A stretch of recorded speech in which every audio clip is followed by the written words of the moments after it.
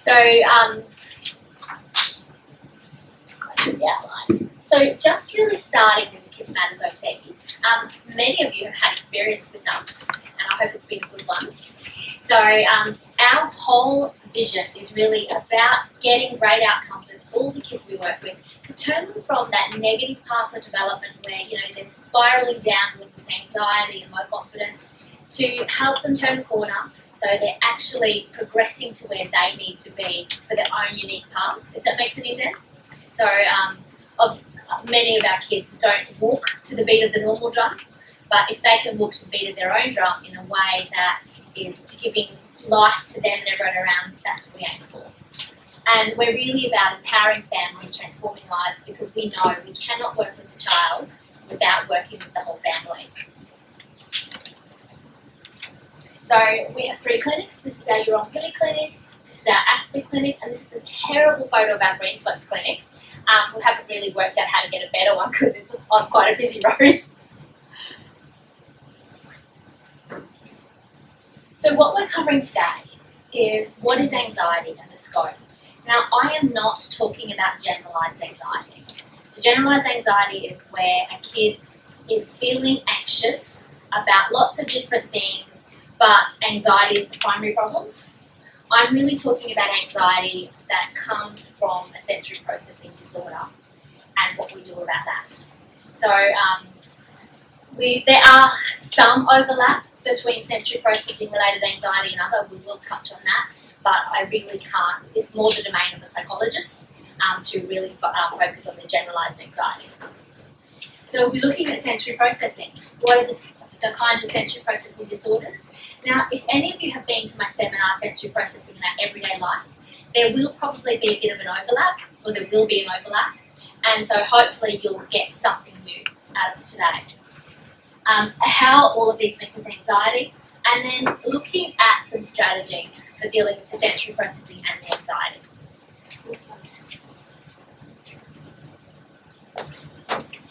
So, what we're doing is we're going to start with the introduction to anxiety and sensory processing. Then we're going to have afternoon tea about 3:30. We'll be looking at strategies from 3:45 onwards. And then we're aiming to finish the main body of what we're doing by 5, and then there's lots of time for questions from you all. So, about occupational therapy. So we are really about the occupations of a child. So what are they? They're things that you have to do, such as you have to go to the toilet, you have to eat, you have to sleep. That's kind of part of being human. The things that you want to do. So they're things like most kids want to have a friend. Most kids want to be able to play. Most kids want to be able to succeed and feel good about themselves. And then the things that you're expected to do. So this is the stuff that kids often don't really care about. Like, who cares how you hold your pen and then your pencil? Who cares if you use your fingers instead of cutlery? So they're the things that parents care about but kids don't. So we help kids with play, with attention, with any kind of learning issues, gross motor problems, fine motor problems, handwriting delays. Now, with handwriting, we're not looking at just the mechanical side. Can they hold a pencil? Can they form their letters? We're also looking at the integration of the handwriting with thinking. And I've got so many kids I see, the mechanics are good enough, but as soon as they come to have to use their thinking and write a sentence or write something that they generate by themselves, it all falls apart. We have our social skill challenges. We have behavioural issues. We have emotional and behavioural regulation. We have self-care, and then we have any of the occupational goals. So our kids are trying to do these things with stuff and with a sensory processing system that is usually not working as well as it should, which causes a huge degree of anxiety. And so I can see a couple of you waving at our very unwelcome guests. So we happen to every now and then get an influx of fruit flies from the markets, and nothing we do about it. changes anything. So we change our bins, we change the lady sands, we scrub everything out, and still the flies come, and then they go. So let's use this as a little bit of a learning experience today for kids who usually have sensory processing issues. So I don't know if any of you have heard of sensory defensiveness, but we're going to cover it in quite a lot of detail today. And it's where kids are really oversensitive to their environment, to noise, to touch, to fruit flies. And so as you're feeling really irritated by these, use it as a learning experience, because that's what it's like for the kids. They are so annoyed by this stuff, and then you're asking them to concentrate, and then you're asking them to hold their pencil properly and think. And what do? They go, and I bet that's what some of you feel like doing with these horrible little critters that we can't get rid of. If anyone has any ideas, we're really open to hear it. So, anxiety. This is a feeling of worry, of nervousness, of being unsure, being lack of ease about something, being concerned about there being an outcome that you're not sure of. And so that's one side of it. The second side of it is a strong desire or concern to do something or for something to happen. So we see that in our kids all the time, don't we? Both that sense of worry and dis-ease, as well as the, I've got to have it now, Mummy, I've got to have it now, Daddy. And we have to have it, we have to do it. What do you mean we're going a different way home? So that's anxiety, and it's a horrible feeling. So reflect yourself about when you felt anxiety. Because everybody feels anxiety. It's part of being human. And so because it is such a horrible feeling, most of us like to avoid it at all costs. There's very low tolerance to it, and so people get anxious about feeling anxious. And our kids are just no exception. So, who has felt anxiety before? I hope you all put your hand up. Who likes it? Nobody likes it. It's horrible. And who prefers to avoid feeling anxious? So, we are actually wired, as part of our human wiring, to avoid feelings of anxiety. Because if you look at the way that we have evolved, if you were looking at a saber-toothed tiger, the person who felt anxious was very likely to do something about it, to get away from those feelings of anxiety and the danger, and they were the survivors. Whereas if you had a person who wasn't feeling anxious and they went up to the tiger, it was like, they're going to be dead. And so that's the way that we have evolved to avoid these anxieties. So it's kind of like when something is so hardwired, we have to be smart about how we deal with it. Here's just a little cartoon for you. You worry too much, it doesn't do any good. It does for me. 95% of the things I worry about never happen.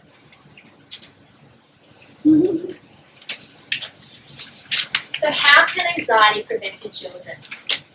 You get the flight, fright, fight response primarily. But you can also get like a bit of a fun or a giggle response, which I'm not sure if any of you have seen.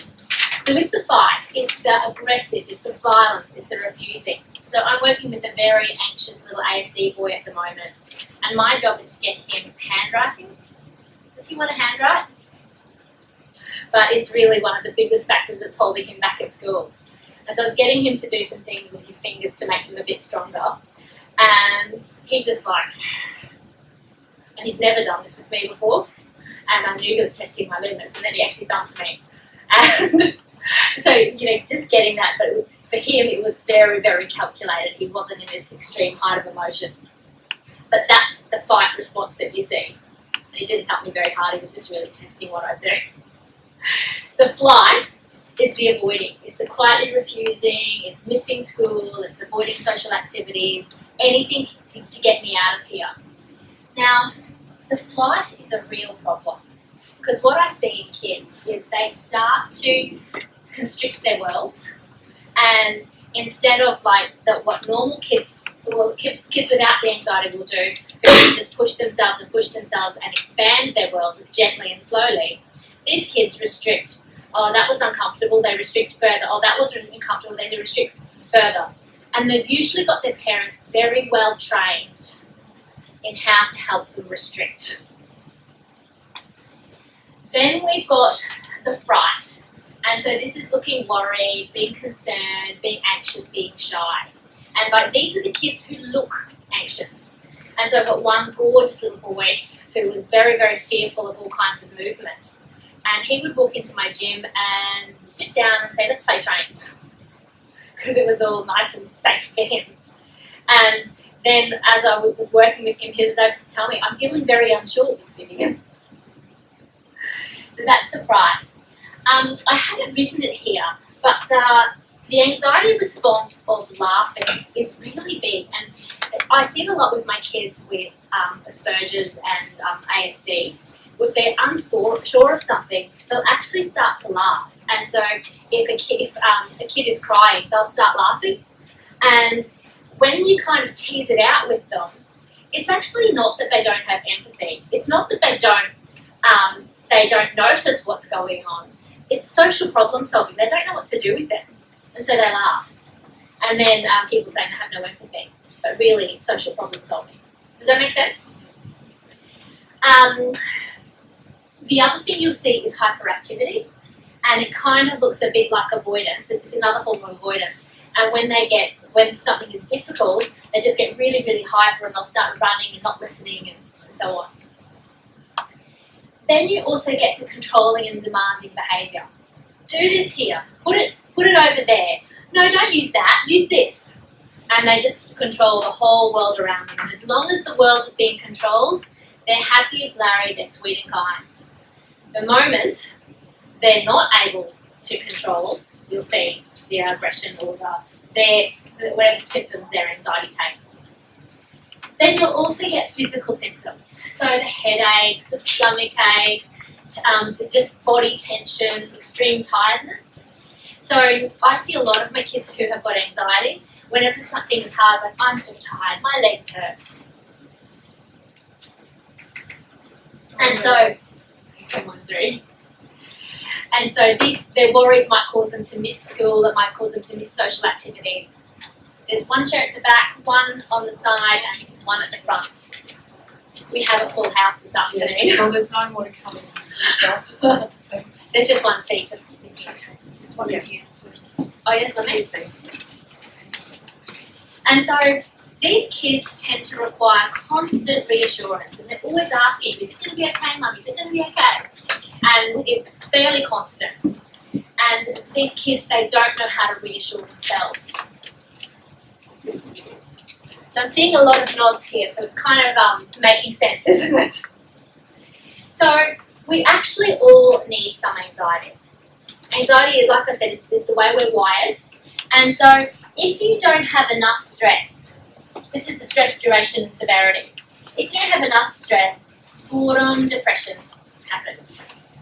As the stress increases, you see increased attention and interest. And then at the right point, there should be optimum performance. If it's too much, strong anxiety. And then if that keeps on going, it can go all the way to complete meltdown. And even parents have meltdowns because it's just part of it with our stress. So this here is really talking about the best way to move through anxiety. And so this here is the anxiety, this is the time, and this is the same peak that we were talking about before. So kids who have struggled to tolerate anxiety, they start here with the anxiety and they fright, flight or fight, so they avoid the thing that was bothering them. And then their anxiety comes right down. But what happens next time is that with the trigger, they don't allow it to themselves to try as much. And they avoid and the anxiety comes down. And then the trigger and there's hardly any effort, anxiety comes down, but they've never moved through it. And you can see that, I don't know whether you've seen in your kids, but even the thought of something, they start to panic and get really, really, really anxious, and they won't even try, they won't even get involved. kids with sensory issues with their socks. They won't even try a new pair of socks. They won't even try a new pair of clothes. They won't even try that new food. And they get blocked. So what we are actually aiming for is that kids will feel the anxiety and they'll use their strategies.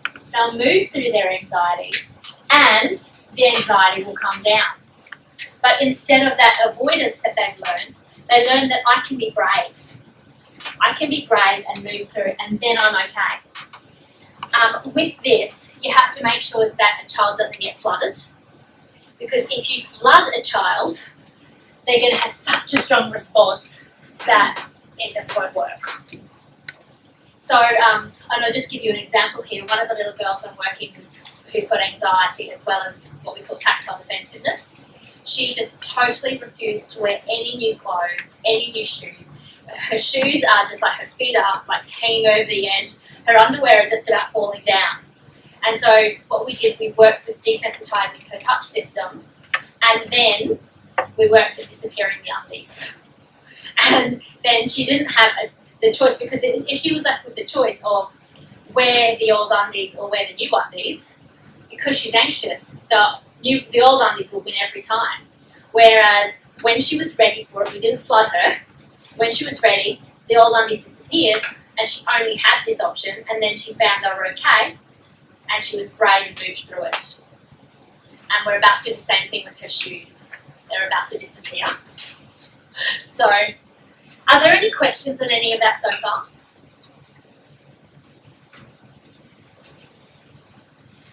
So, the things that cause anxiety is there is a biological tendency.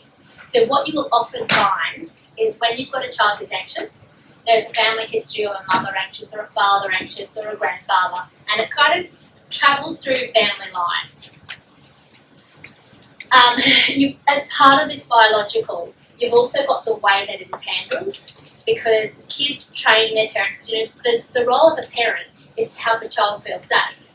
And this anxiety trap gets both parent and child, and so the parent does over-reassuring and over-protection because the child is struggling so much, and so that also will contribute to continuing with the anxiety. No blame here, it's just what tends to happen because of the dynamics. Sensory processing issues is a really big part for some children. Some children, the sensory processing issues are secondary. So what I mean by that is that whenever a child is anxious, their regulation or their arousal level goes right up. And whenever your arousal level is up, your sensory processing issues will kick in, even if it's not a primary issue. And if you think about yourself, if you're really anxious or uptight or stressed, you can't handle the noise very well. You couldn't handle fruit flies buzzing around you as well as you would if you're regulated and relaxed. Does that make sense? And so that's the ones where the sensory processing is secondary. Sensory processing strategies will be helpful there, but they're not at all. They're not going to deal with all of it. Then you have kids who have wired to be too sensitive to the world around them, and that puts them in high arousal and anxiety. Does that make sense? You treat the sensory processing and the anxiety usually goes way down, whereas you can't just do that with the other group of kids. Then you've got performance issues. So if something is too hard for you, if it's really and genuinely too hard for you, you see everybody else around you being able to do it. What does that trigger? Yeah, it triggers anxiety. And so many of the kids that we have, things are much harder for them for their peers. And they're not dumb. They look around, they see how easy it is for other people. And often this same kid might be a perfectionist, and if they can't do it well, they won't do it at all. And so that really kicks in. Sorry. Welcome. There's a seat just at the front. If you come around in front of the table, save stepping over a cord. And then you're really looking at the just right challenge. So here, like, you have to have the task that is the right level for the child to be able to succeed and muster their anxiety. So here's just a bit of a funny one about generalised anxiety. This is anxiety. So what if nobody likes me? What if I taste weird? What if I'm too cold? What if I'm too hot? What if I'm just right and I can never live up to it again? So there, this is really where we have a strong genetic predisposition, often runs in family and we're not covering.